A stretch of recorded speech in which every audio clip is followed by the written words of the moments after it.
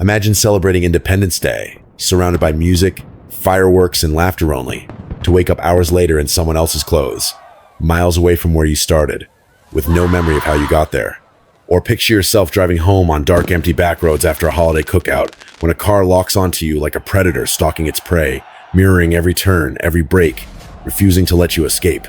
These are not stories from a horror movie. They happen to real people on the 4th of July nights meant for freedom and joy that instead twisted into nightmares of disorientation, fear, and unanswered questions. What began as harmless fun became a descent into something far more sinister, something that lingers in the shadows long after the fireworks fade. Welcome to The Price Paid, where the real horrors of ordinary life are revealed in chilling detail. If you think you're brave enough to confront the darkness lurking just beyond the glow of celebration, hit that subscribe button now. Because sometimes the scariest part of the night isn't what you see, it's what you don't remember, or the stranger who refuses to let you go. It was supposed to be one of the best weekends of the year. My closest friend Jimmy had been working his way up in the East Coast music scene, running events that drew in big-name DJs and massive crowds. For the 4th of July, he had something special planned, an enormous show on the Jersey Shore, the kind of event people would be talking about for months. He invited me and a couple of our friends, including Ryan, and because I had known Jimmy since childhood, I got the privilege of VIP access. What could possibly go wrong on a night like that? At the time, I thought the answer was nothing. When we arrived early, the energy around the venue was already building. Ryan and I had hours to kill before the doors opened, so we did what most people would do in our position. We started drinking. With free alcohol flowing for Jimmy's crew, it was easy to go from buzzed to wasted in record time. By the time the first DJ started his set, the lights were flashing, the music was pounding, and Ryan and I were stumbling around in a blur of fireworks, liquor, and adrenaline. It was the 4th of July, after all, and we had every excuse to let loose. As the night wound down, I remember looking around the packed crowd, thinking about how it was one of those nights that felt endless. Either you went home, or you found someone to go home with. In our case, the second option came knocking when 2 women approached us near the bar. They introduced themselves names that sounded like Gianna and Marcella, though I can't say for sure anymore, and they seemed instantly interested in us. Tall, drunk, and full of false confidence, we went along with it. They laughed at our jokes, leaned in close, and at some point handed us drinks of their own. I remember thinking it was a little unusual, women buying men drinks, but I was in no state to question it. From there, things blurred further. Marcella suggested we head back to her beach house nearby. At first, I thought we'd end up at the Airbnb Jimmy had booked, but the girls insisted their place was nicer, right on the water. The logic made sense to my drunk brain, and before long, we were walking barefoot across the sand toward an enormous, modern house that looked more like it belonged to an athlete than a couple of 20-something women. Inside, it was like a museum statues, sleek furniture, designed so flawless it felt staged. Ryan disappeared with Marcella almost immediately, leaving me alone with Gianna. She leaned in to kiss me, and then blackness. No gradual fade, no memory of lying down or passing out, just nothing. The next thing I knew, sunlight was beating down on me, and I was lying in a patch of bushes in a place I didn't recognize. My head pounded as if someone had drilled into it. My wallet was gone. My keys were gone. My phone was gone. Worse still, I wasn't even wearing my own clothes. They weren't Ryan's either, just random jeans and a shirt that didn't belong to me. The only thing that was mine were my shoes, and even those were soaking wet with the laces missing. For a while, I didn't move. I just stared at the sky, trying to piece together how a night of drinking and dancing had turned into a waking nightmare. Eventually, panic took over. I stumbled toward the only landmark I could see, a 7-Eleven across the road. Inside, I borrowed the cashier's phone and called my sister.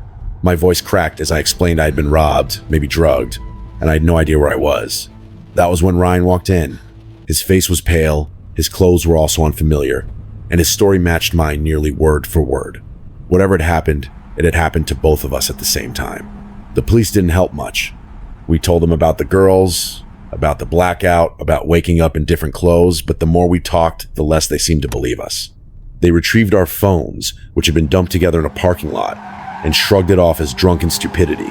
When we asked them to check the beach house Marcella had brought us to, they refused.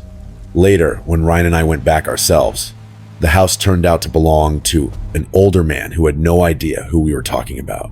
He laughed when I suggested a young woman named Marcella claimed it was hers, but I didn't find it funny at all. The strangest detail was what we found on our phones. During the hours we couldn't remember, Texts had been sent from our numbers to friends and family. They weren't alarming or out of character. They sounded exactly like something we might write, but they didn't line up with the truth. They contradicted each other, claiming we had gone home safely, thanking Jimmy for the night, even chatting casually with people we knew. It was as if someone had been pretending to be us, carefully keeping up appearances.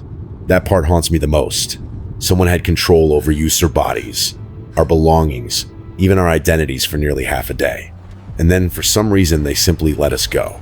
No charges appeared on our cards. No physical harm was done.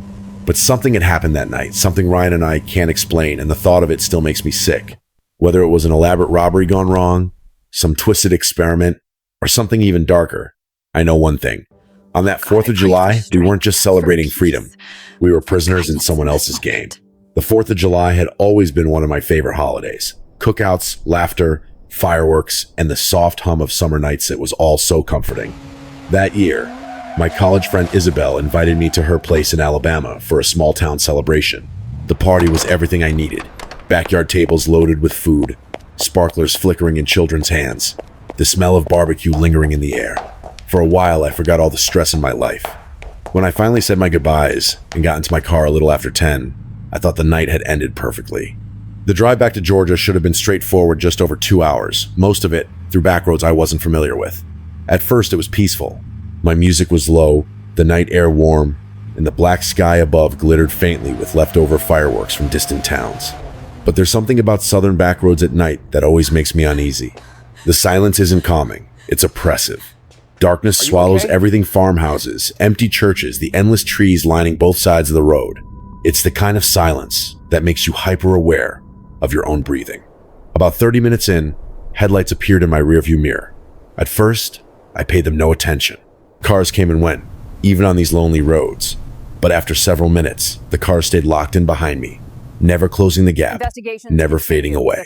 It was a gray Nissan Altima, streaked with mud along its lower panels, as though it had spent hours on dirt roads. I thought little of it at first. Maybe the driver was headed the same way. Still, the longer it shadowed me, the harder it was to shake the prickling unease climbing up my spine. I tested it. I sped up. The Altima sped up too. I slowed down, tapping my brakes. The Altima matched me, keeping the same distance no matter what. I shifted lanes slightly to hint that they could pass. They didn't. At that point, my mouth was dry and my hands tightened on the steering wheel. I didn't want to admit it, but I knew I was being followed. A narrow residential road appeared ahead, dotted with a few mailboxes and scattered homes. Without hesitation, I turned sharply onto it, hoping the Altima would continue straight. But 10 seconds later, its headlights swung behind me, making the same turn into near nothingness. My heart pounded so hard I could hear it over the music. I had just confirmed my worst fear. Whoever they were, they wanted me, not the road. The anxiety turned into full-blown panic when my car chimed with a low fuel warning. My Corolla was old, unpredictable. Sometimes an empty light meant 20 miles left. Sometimes it meant 10 or less. I searched frantically on my phone for the nearest gas station. The screen told me the closest one was 8 miles away. 8 miles might as well have been 80 out there in the middle of nowhere with someone stalking me. I debated calling the police, but I hesitated. Would they even get there in time? Would they take me seriously? Part of me thought I could handle it myself if I just made it to a public place. I pressed harder on the gas pedal, watching the empty road stretch endlessly ahead, while behind me, the Altima remained steady, like a predator letting its prey tire itself out before striking. Minutes dragged like hours. Every flicker of a shadow, every rustle of trees on the roadside felt amplified. The gas needle slid lower and lower until it was buried past empty. I whispered prayers under my breath, begging the car to hold out just a few more miles. And then, like a beacon, the glow of a gas station appeared in the distance. Relief hit me so hard I nearly cried. I swerved into the lot, braking hard before throwing open my door and sprinting toward the entrance. I didn't even bother to shut the car door. Inside the station, the fluorescent lights felt harsh and unnatural, but they were the most beautiful thing I had ever seen. From the window, I watched the Altima slow at the edge of the lot. It idled there, engine rumbling, as if whoever was inside was deciding whether to continue. My stomach dropped as seconds ticked by, and then, without warning, the car peeled away, vanishing into the night. The clerk asked if I was okay. I stammered out the story, my voice trembling, and he offered to call the police.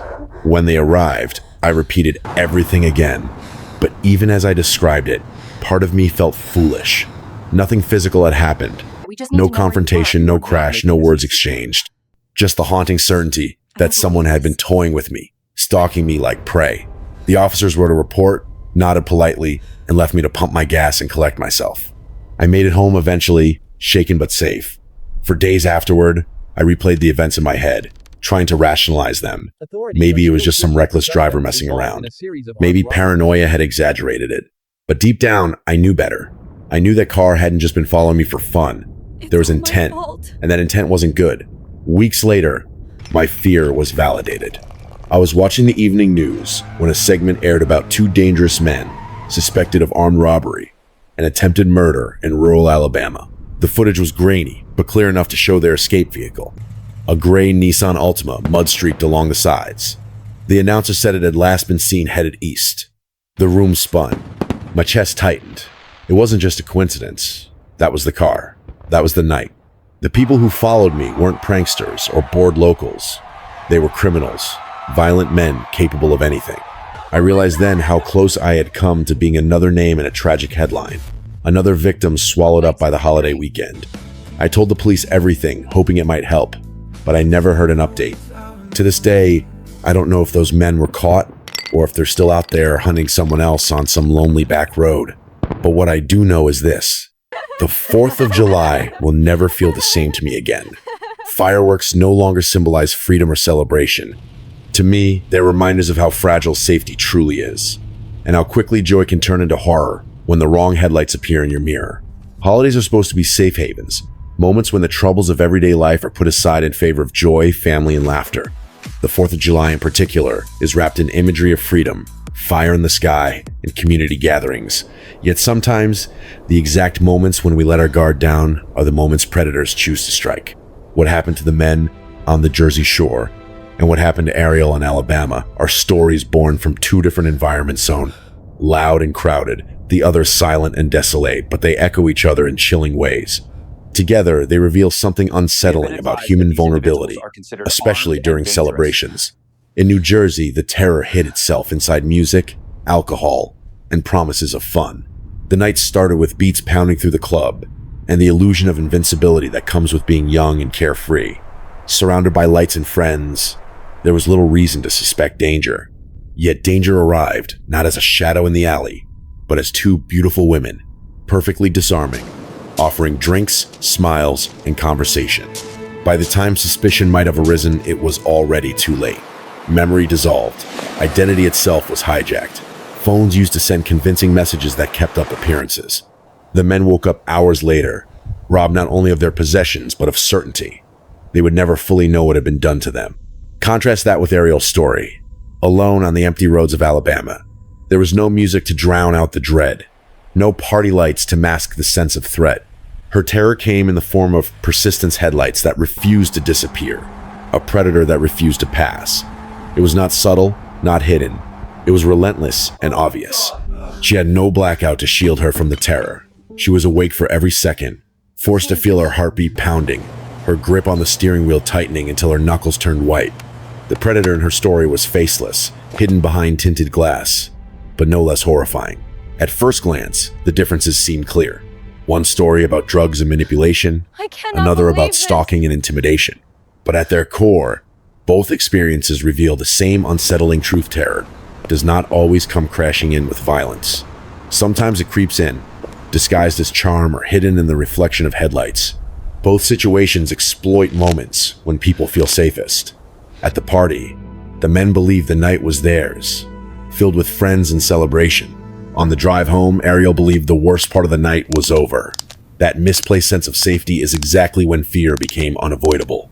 Another disturbing parallel lies in how both experiences ended without closure. For the men, waking up in strange clothing, robbed but not harmed, left them suspended in a nightmare that never had an answer. Why would someone go to such elaborate lengths to drug them, move them, redress them, and then simply let them go? Theories, swirl trafficking, organ harvesting, a robbery that went unfinished, but no proof, no explanation, ever surfaced. For Ariel, watching the Ultima drive away after tormenting her for miles, There was relief, but also a suffocating absence of answers. Who was inside that car? What would have happened if she had run out of gas just a mile earlier? She would never know, and that lack of resolution only made the fear sharper. There is also the failure of authority to provide comfort. In New Jersey, the police dismissed the story as drunken nonsense. Even when evidence is stolen clothing, the text messages, the missing items painted a picture far darker. In Alabama, the police listened politely, filed a report, and left. Because what could they do about headlights on an empty road? In both cases, the victims were left to wrestle with their experiences alone, isolated in their fear. The institutions designed to protect them provided no real reassurance, reinforcing the sense that evil had touched them and vanished back into the shadows without consequence.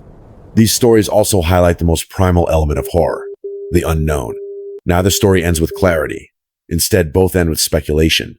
The men wondered if they had stumbled into something larger, if they had been chosen for reasons they couldn't comprehend. Ariel wondered if her stalker was the same criminal later shown on the news, if she had narrowly escaped death by nothing more than luck and gasoline fumes. This ambiguity is what transforms unnerving experiences into lifelong hauntings.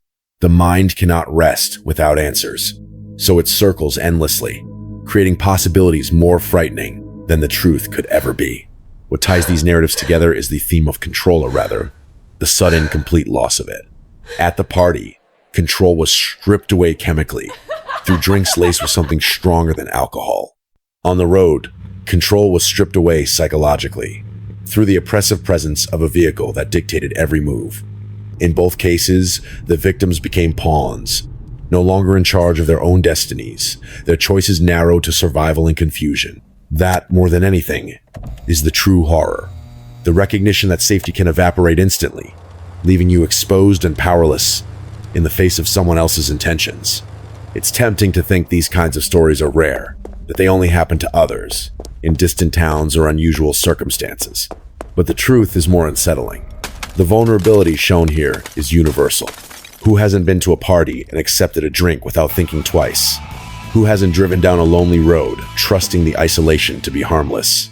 These moments are ordinary, yet in their ordinariness lies the possibility for something horrific.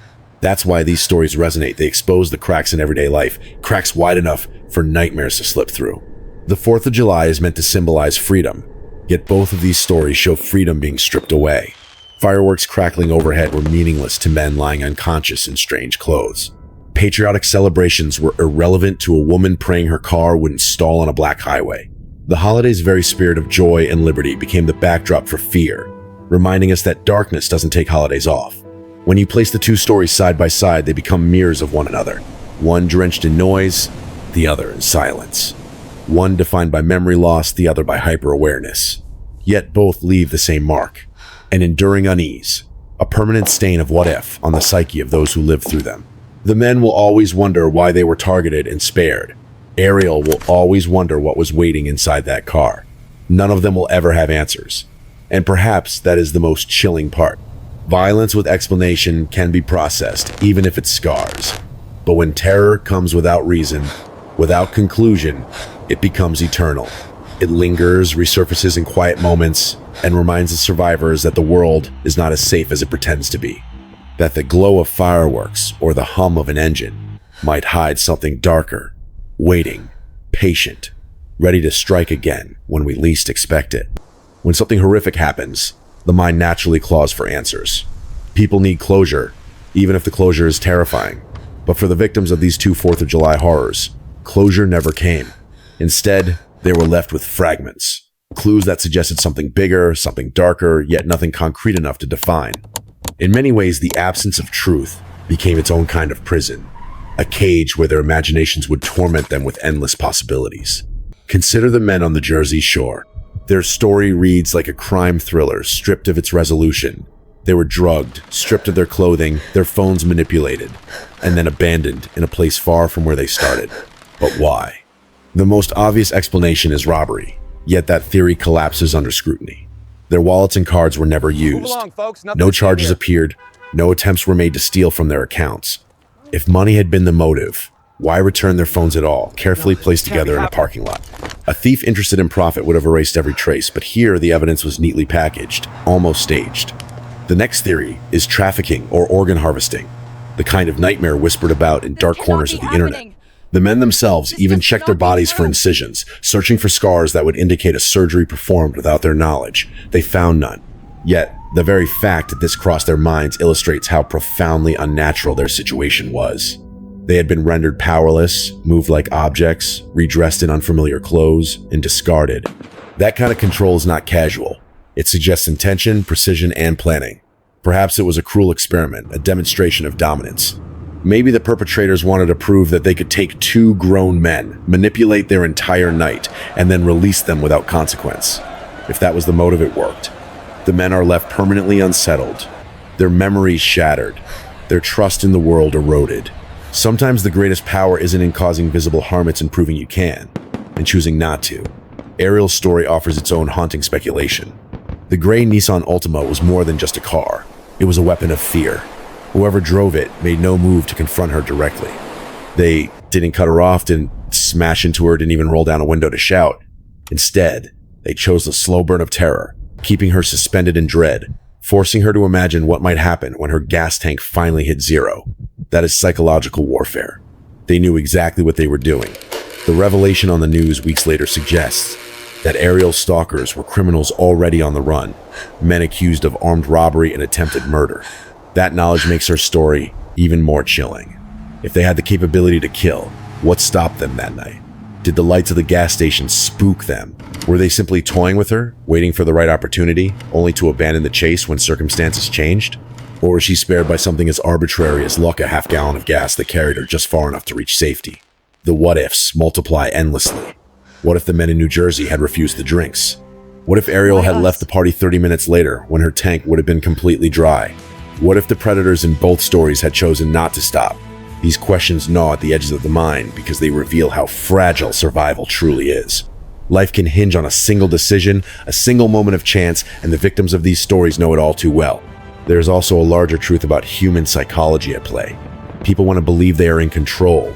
They want to believe that bad things happen to other people, in other places, under extreme circumstances. But the men on the Jersey Shore were not careless strangers wandering into danger. They were at a party surrounded by friends, a place where safety seemed guaranteed. Ariel was not hitchhiking down a dangerous road with reckless strangers. She was driving her own car home from a friend's cookout. These are ordinary circumstances, the kind millions of people experience every day. And yet within those ordinary moments, extraordinary danger lurked. The unknown perpetrators in both stories remain faceless. For the men, the women who lured them could have been actors in a larger scheme, or simply opportunists whose true motives will never be revealed. For Ariel, the Ultima contained shadow swell men, one man, maybe more, who never spoke, never showed themselves, never gave her anything but silence and dread. The facelessness of the antagonists makes them more terrifying. It leaves the victim Sandus no target to blame, no person to hold accountable, only the haunting absence of identity. And what of the authorities? Their dismissiveness adds another layer of horror. For the Jersey Shore victims, the police treated them like drunkards, exaggerating a wild night. For Ariel, the officers filed a report and left, because no crime had technically been committed. In both cases, the message was clear. Whatever happened to you, you were on your own. There is no comfort in knowing that the very systems designed to protect you will shrug off your fear if it doesn't fit neatly into their boxes of evidence and proof. This leaves survivors with not only trauma, but also self-doubt. Were they really drugged? Were they really followed? Were their instincts correct? Or did alcohol and fear distort reality? That uncertainty corrodes trust in oneself. It forces victims to live in two realities. One where their memories are true and terrifying, and one where they might be exaggerations, tricks of the mind. Both possibilities are unbearable, because either they were truly in danger, or they can no longer trust their own perceptions. Perhaps the most horrifying truth of all is that predators thrive on exactly this dynamic. They want to operate in the gray zone, to leave victims uncertain, to make them question themselves. When no scars are left behind, when no theft is completed, when no confrontation escalates to violence, the victims are left stranded in ambiguity. The predators, meanwhile, vanish into the night, leaving nothing but broken certainty and endless questions. In the end, the hidden truths of these stories may never be revealed. Maybe the Jersey Shore women were pawns in a ritualistic initiation. Maybe Ariel's stalkers were criminals, who simply lost interest. Or maybe the real explanation is stranger than anything we can imagine. That is the essence of horror, the acknowledgement that some mysteries are not meant to be solved, and some answers, if they exist, are worse than the questions themselves. Holidays carry with them the illusion of safety. The 4th of July is supposed to be a night of fireworks, laughter, and celebration. But for the people in these stories, it became a night of horror. 2 men in New Jersey were drugged and stripped of control, waking up in strange clothing with hours of their lives missing. Ariel in Alabama was hunted by a car on empty backroads, forced to confront the terrifying possibility of what would happen if her gas tank ran out. Different settings, different predators, but the same core lesson. Danger rarely announces itself. It hides in the shadows, waiting for the moment when we stop paying attention. What makes these stories so terrifying is not just what happened, but what never had an explanation. Why were the men moved and redressed before being released? Why did their phones contain messages they never wrote? Who was behind the wheel of the Ultima? And what would have happened if Ariel had pulled over in the wrong place? These questions will never be answered, and perhaps that is the point. Horror thrives in ambiguity. Our minds fill in the blanks with possibilities darker than the truth could ever be. But there are lessons buried in the fear. The first is to trust your instincts. If something feels wrong, it probably is. The men might have avoided disaster by refusing strange drinks, though hindsight is always sharper than the moment. Ariel's decision to push forward to a public place, even when she thought her car was about to give out, likely saved her life. The second lesson is to remain cautious, even in moments of celebration. Holidays lower our defenses. We drink more, we relax more, and we assume that everyone around us is caught in the same festive spirit. But predators know this, and they exploit it. The third and perhaps most important lesson is that survival is not always about strength, but about awareness. In both stories, the victims lived not because they fought back, but because they made small, crucial decisions that tilted the balance towards survival. Staying together, pushing through panic, and finding safety in public space, all of these matter. They do not erase the trauma, but they keep the story from ending in tragedy. And so, we are left with a chilling reminder. Joy and terror exist side by side. The fireworks in the sky may dazzle, but the real danger may be lurking just beyond the light. The cost of forgetting that truth can be high, sometimes higher than we are willing to imagine. Welcome to The Price Paid. If you want to hear more stories that peel back the comfort of everyday life to reveal the horror hiding beneath, subscribe now. Because every choice has consequences, and sometimes the price of carelessness is everything.